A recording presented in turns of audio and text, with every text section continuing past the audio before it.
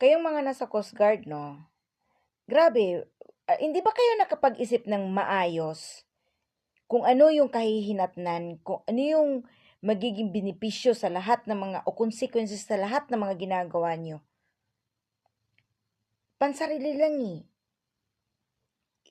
Ikaw, Roy Trinidad, parehas kayo ni Jay Tariela. Parehas kayo dito sa mga officialis, ng mga senators, ng mga bobo. Alam mo yun? Bakit? Kung ba Roy Trinidad at Jay Tariela, kayong mga nasa Philippine Navy, kung halimbawa ba magalit ang China at ipauwiin lahat ng mga Pilipino na nasa China, Hong Kong, nasa Taiwan, kung pauwiin yan lahat, anong gagawin nyo? May magagawa ba kayo?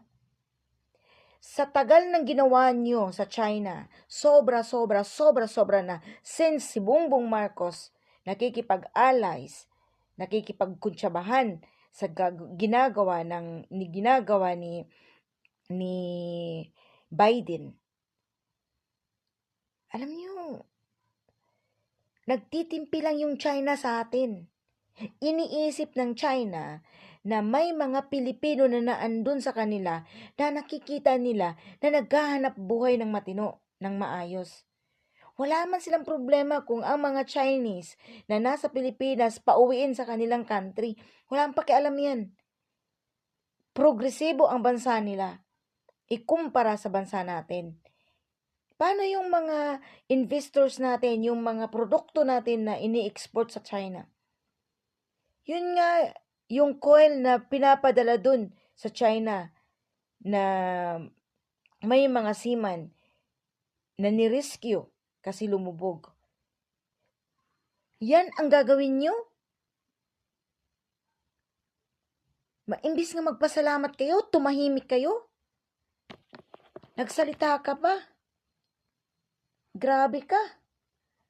Putang ina mo. Sa totoo lang. Roy Vincent Trinidad. Kapal ng mukha mo. Anong sabi mo? Ang pagsagip ng China sa mga tripulanting Pinoy hindi sapat ayon sa'yo?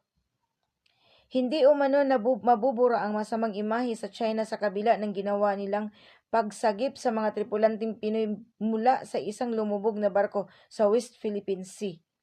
So putang ina kayo.